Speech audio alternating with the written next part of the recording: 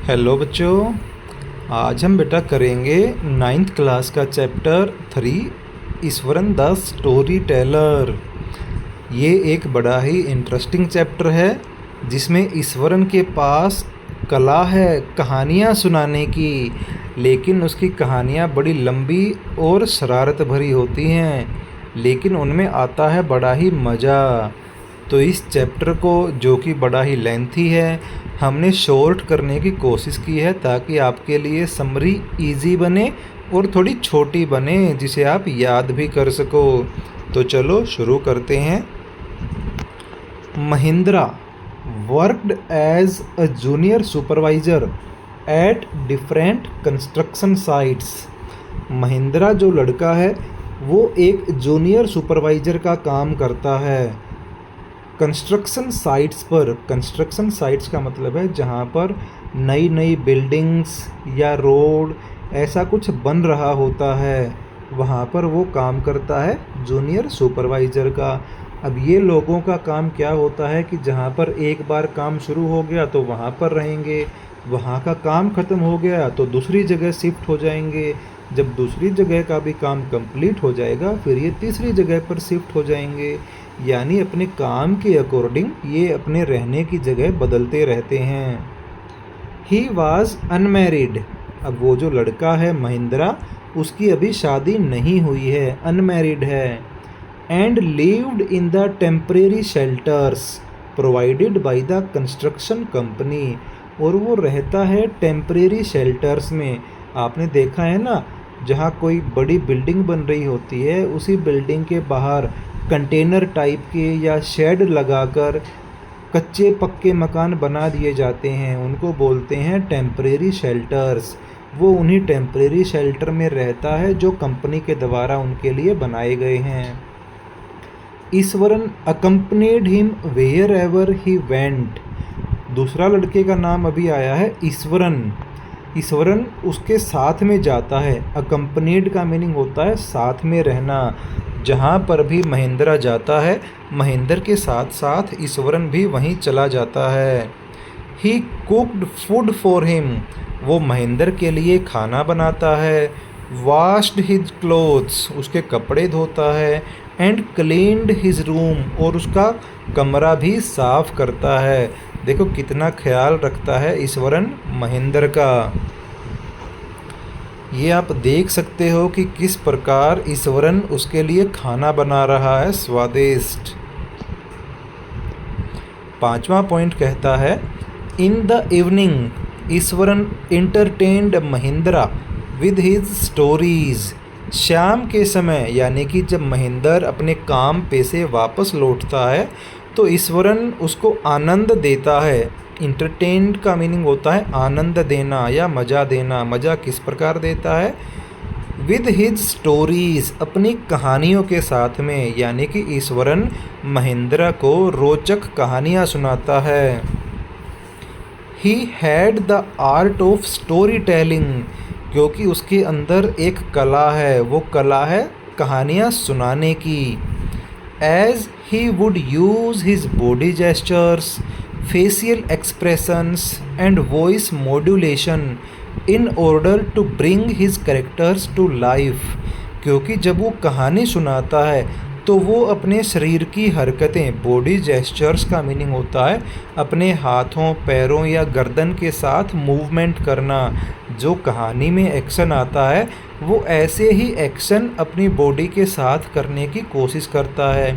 Facial expressions, अपने चेहरे के हाव भाव बदलता है। अगर कहानी में कहीं पर हंसने का आता है तो वो साथ में हंसना शुरू कर देता है, रोने का आता है तो अपने चेहरे पर रोने वाले भाव ले आता है। यानी कि जो घटना कहानी में घटित हो रही होती है अपने चेहरे पर भी वो वैसे ही भाव लेकर आता है। And voice modulation, voice modulation का मीनिंग है अगर कहीं पर चिल्लाने की आवाज़ आ रही है कहानी में तो वो उसी प्रकार चिल्लाता है, और अगर धीरे धीरे बोलना हो तो धीमे बोलता है। यानी कि जो सीन कहानी में चलेगा वैसी ही वो एक्टिंग करके दिखाता है। In order to bring his characters to life, इस प्रकार वो अपनी कहानी में जो कैरेक्टर होते हैं उनको ज़िंदा दिखाने की कोशिश करता है, यानी उन्हें असलियत में दिखाने की कोशिश करता है। He would start a story with an introduction. जब भी उसे कोई कहानी सुनानी होती है तो वो कहानी का सबसे पहले इंट्रोडक्शन बताता है। ले the background of the character. फिर उस कहानी में कौन कौन कैरेक्टर हैं, कौन कौन किरदार हैं, उनका बैकग्राउंड भी बताता है। Followed by the story. और उसके बाद वो कहानी सुनाना शुरू करता है। यूं ही नहीं है कि डायरेक्ट कहानी सुना दी, अब उससे पहले वो सारी डिटेल्स बताता है कि कहानी कहाँ की है, कैसे शुरू हुई और कौन कौन इसमें किरदार हैं। He created suspense in the listeners mind. यही तो उसकी कला है। वो लोगों के जो उसकी कहानियाँ सुनते हैं उनके दिमाग में उत्सुकता उत्पन्न कर देता है, उन्हें शक होने लगता है। शक होने का मतलब है कि अब कहानी में आगे क्या होगा, ये उन्हें जानने की इच्छा होती है। और यही काम वो हर बार करता है महेंद्र के साथ। कई बार क्या करेगा, कहानी सुनाते सुनाते बीच में छोड़कर बोल देगा, ठीक है अब खाना बनाने का टाइम हो गया, मैं खाना बना कर लाता हूँ। कहानी पूरी करवाने की अब उत्सुकता किसके मन में उठेगी? महेंद्र के मन में, क्योंकि उसे तो कहानी में पूरा मज़ा आ रहा था, इसलिए उसे पूरी कहानी सुननी थी। इसीलिए फिर वो इसको टोकेगा कि अरे तुमने वो कहानी पूरी तो नहीं करी, अब सुनाओ वो कहानी बाकी बची हुई। ये देखो कैसे वो अपने हाथों से, कैसे अपने चेहरे के हाव भाव से कहानी सुना रहा है और महेंद्र कितनी शांति से बैठ के उसकी कहानी को सुन रहा है। He told Mahendra the stories about tusker, road blockage, elephant, ghost etcetera. उसकी कहानियाँ जो हैं वो मुख्यतः टस्कर या रोड ब्लॉकेज, जो उसने अब इस लेसन में भी सुनाई है कि कैसे एक बहुत बड़ा पेड़ गिर गया था जिसने रोड को ब्लॉक कर दिया था। फिर वो कहानी सुनाता है हाथी के बारे में और लास्ट में कहानी सुनाता है भूत के बारे में। तो इस प्रकार उसकी कहानी में अलग अलग कैरेक्टर्स होते हैं। When Eswaran narrated a story related to ghosts and supernatural powers, Mahendra scolded him। एक बार जब ईश्वरन ने एक कहानी सुनाना शुरू किया था, किस बारे में थी? घोस्ट के बारे में, भूतों के बारे में। एंड सुपर नेचुरल पावर्स, ऐसी ताकतें जो हमें लगता है कि वो इस संसार में नहीं होती हैं। जैसे ही उसने वो कहानियाँ सुनाना शुरू किया तो महेंद्र ने उसे डांट दिया। स्कोल्डेड का मीनिंग होता है डांटना, क्योंकि महेंद्र इन सब बातों में विश्वास नहीं करता था। उसे लगता था कि ऐसी कोई सुपर नेचुरल पावर या भूत नहीं होते हैं। चलते हैं पॉइंट नंबर 11 पे।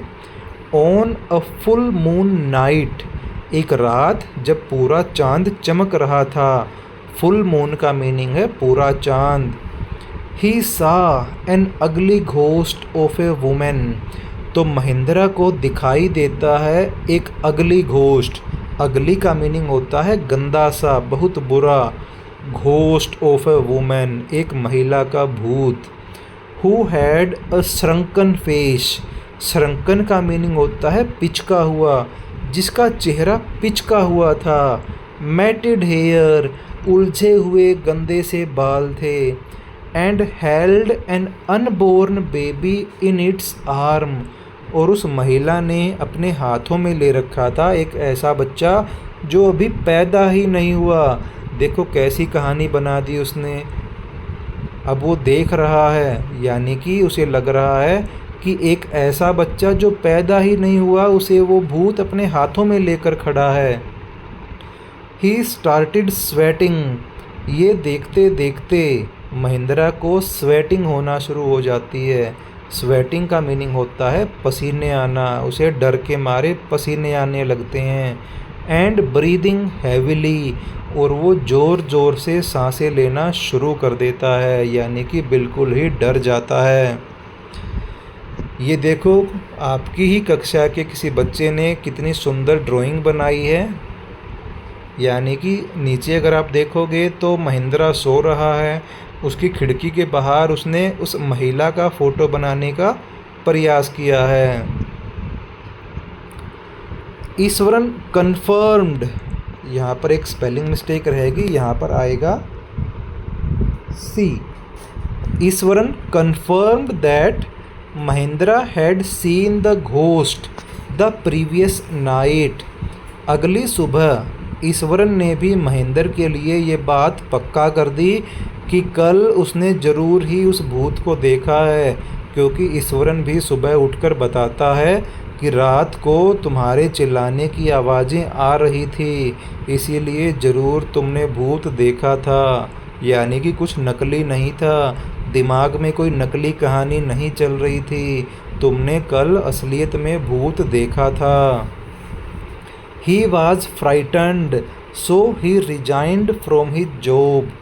ये बातें सुनकर महेंद्र और भी ज़्यादा डर जाता है। फ्राइटन्ड का मीनिंग होता है डर जाना। सो ही रिजाइंड फ्रॉम हिज जॉब, इसलिए वो नौकरी छोड़ देता है, अपना इस्तीफ़ा दे देता है नौकरी से कि अब जहाँ भूत दिखाई दे रहे हैं वहाँ मैं कैसे रह सकता हूँ। He could not live at a haunted place. Haunted का मीनिंग होता है डरावना, वो ऐसे डरावनी जगह पर नहीं रह सकता, इसीलिए वो अपना पीछा छुड़ा लेता है उस जगह से।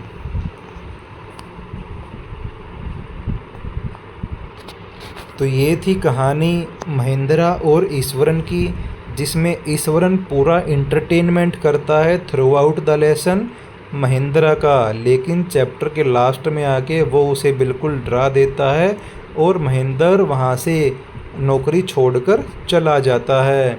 अगले सेशन में हम करेंगे इस चैप्टर के क्वेश्चन आंसर, तब तक आप इस समरी को लिखो और अच्छे से याद कर लेना। Thank you.